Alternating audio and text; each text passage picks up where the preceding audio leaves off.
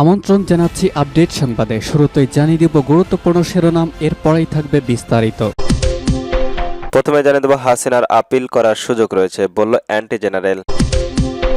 আরো জানিয়ে দেব বাবার শাহাদাত মৃত্যুবার্ষিকীতে মুজাহিদ পুত্র মাবরুফের আবেগঘন স্ট্যাটাস। আরো জানিয়ে দেব হল সংস্কারের দাবিতে ঢাকা কলেজের শিক্ষার্থীদের সড়ক অবরোধ। সর্বশেষ জানিয়ে দেব পাবনা ৩ আসনের বিএনপির প্রার্থী পরিবর্তন না করলে স্বতন্ত্র প্রার্থী দেওয়ার ঘোষণা। এতক্ষণ শুনছিলেন গুরুত্বপূর্ণ সংবাদ শিরোনাম, এখন জানিয়ে দিব বিস্তারিত।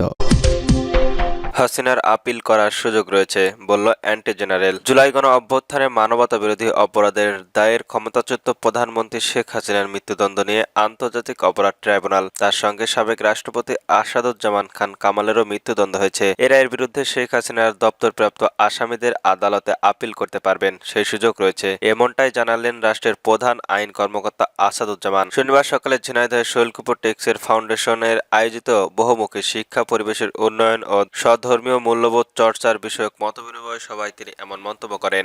অ্যান্টি জেনারেল আসাদুজ্জামান বলেন, সব তথ্য প্রমাণের ভিত্তিতে আসামিদের বিচার হয়েছে।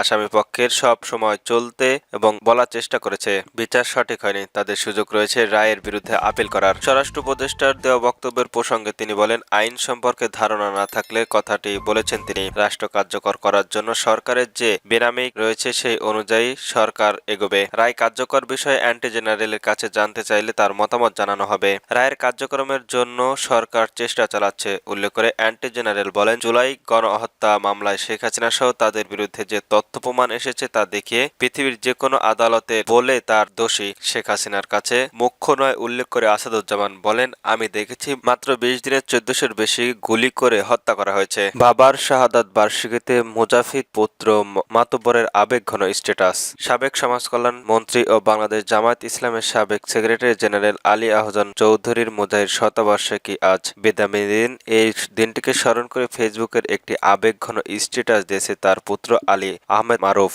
বাবা মুজাহিদের মামলার বিভিন্ন পর্যায়ে নিজের মানসিক ধকল, পরিবারের চাপ এবং কঠিন অভিজ্ঞতার কথা স্মরণ করে দেওয়া স্ট্যাটাসকে মাবরুফ জানান, বিচার প্রতিক্রিয়ার চলকাল একাধিক মুহূর্তে তিনি প্রচণ্ডভাবে স্ট্রোক হয়েছিলেন এবং মানসিকভাবে সবচেয়ে বেশি আঘাত পেয়েছিলেন। ছেলে মাবরুফ লিখেছেন, আইনজীবীদের কাছ থেকে তারা যখন প্রথম জানতে পারে যে তার বাবাকে ফাঁসির রায় দেওয়া হতে পারে, সেটি ছিল জীবনের বিস্ময়কর এবং সম্ভবতার মুহূর্ত। পরিচিতি রাজনীতিবিদ, সাবেক মন্ত্রী ও বাংলাদেশের বড় রাজনৈতিক দলের সেক্রেটারি জেনারেল হিসেবে তার বাবার এমন পরিচিতি হবে, এটি মেনে নিতে তার কষ্ট হচ্ছিল বলে তিনি উল্লেখ করেন। তিনি আরো জানান, জামাতের রাজনৈতিক কমিটির দীর্ঘদিন দায়িত্বে থাকার কারণে তার বাবাকে বিভিন্ন সময় কারাবরণ করতে হয়েছে, তবে মৃত্যুদণ্ডের সম্ভাবনা তাদের পরিবারকে অসহনীয় মানসিক চাপে ফেলেছিল। মামলার অগ্রগতি তদারকিকালে করতে বলে পরিবারের মধ্যে তিনি আগে কঠিন সংবাদগুলো জানতে পারতেন এবং ধীরে ধীরে অন্যদের জানাতে হতো। স্ট্যাটাসে তিনি আরো বলেন, রায়ের ঘোষণার পর তার বাবাকে নারায়ণগঞ্জ জেলার কারাগার থেকে নাজিমউদ্দিন রোডের পুরান কারাগারের কনডেম সেলে দীর্ঘদিন রাখা হয়, যেখানে পরিবেশ ছিল অত্যন্ত নির্মম ও বসবাসের অযোগ্য।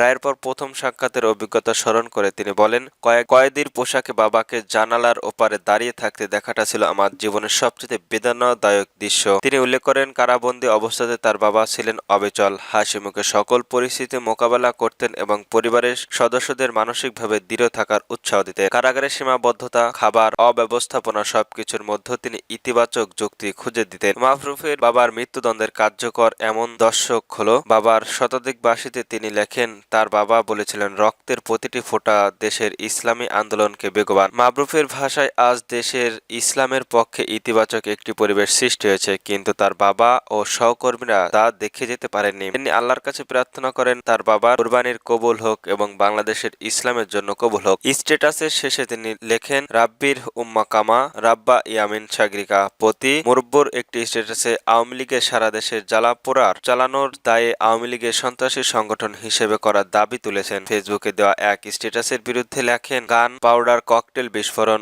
ও আগুন সন্ত্রাসের মতো কাজে যুক্ত হওয়া আওয়ামী লীগের সাবেক সন্ত্রাসী সংগঠন হিসেবে ঘোষণা করা এখনই এ সময় সংস্কারের দাবি তার। হল সংস্কারের দাবিতে ঢাকা কলেজের শিক্ষার্থীদের সড়ক অবরোধ। ঢাকা কলেজের ঝুঁকিপূর্ণ আখতারুজ্জামান ইলিয়াস হল পুনর্নির্মাণের দাবি জানিয়েছেন শিক্ষার্থীরা।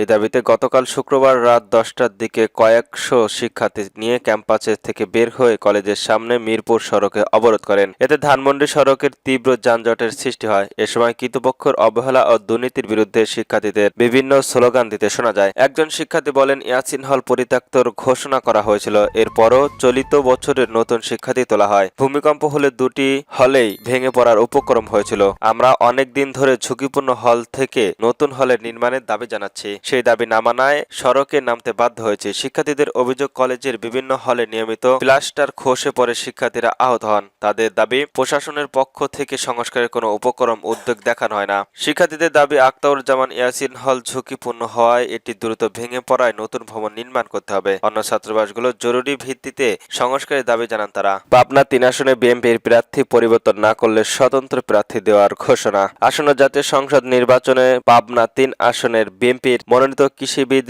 হাসান জাকির তুফানের মনোনয়ন বাতিল করে স্থানীয় নেতাদের প্রার্থী দেওয়ার দাবিতে মশাল মিছিল ও প্রভাব পথসভা হয়েছে। 7টায় পৌর শহরের বাসস্ট্যান্ড এলাকা থেকে চরমোহর উপজেলায় বিএনপির অঙ্গ সংগঠনের সহযোগী সংগঠনের একাংশের নেতাকর্মীরা মশাল মিছিল করে এবং পুরো শহরের প্রদক্ষিণ করে। পরে 0 পয়েন্টের এলাকায় গিয়ে সংক্ষিপ্ত পথসভার মাধ্যমে শেষ হয়। এ সময় বক্তব্য দেন সাবেক এমপি ও চরমোনার উপজেলার বিএনপির সাবেক আহ্বায়ক একেএম আনোয়ারুল ইসলাম, সাবেক সদস্য সচিব ও বাংলাদেশের সাবেক উপজেলা চেয়ারম্যান শহীদ ইসলাম হীরা। বক্তব্যে আসাদুল ইসলাম হীরা বলেন, মাঝে মাঝে আপনাদের বলেন বহিষ্কার করে দেব, ওই ভয় দেখিয়ে লাভ নেই। দীর্ঘ 17 বছর আওয়ামী লীগের দমন নিপীড়ন, পুলিশের সঙ্গে লড়াই করা নিজেকে দাঁড়িয়ে রেখেছিলাম। আপনারা ভয় করেন না। চরমোহনহাটবাসী ভালোবাসায় টিকে আছি, আগামীতেও থাকবো ইনশাল্লাহ। জোজোর ভয় দেখাবেন না। বহিষ্কার করতে চান করে দেন, প্রয়োজনে রাজনীতি করব না। তবুও একটা কথা স্পষ্টভাবে বলতে চাই, দল যদি প্রার্থী পরিবর্তন না করে তাদের সিদ্ধান্তে অটল থাকে তাহলে আপনারা নিশ্চিত থাকেন, হয় চাচা না হয় ভাতিজা, আমরা যে কোনো একজন নির্বাচন করব।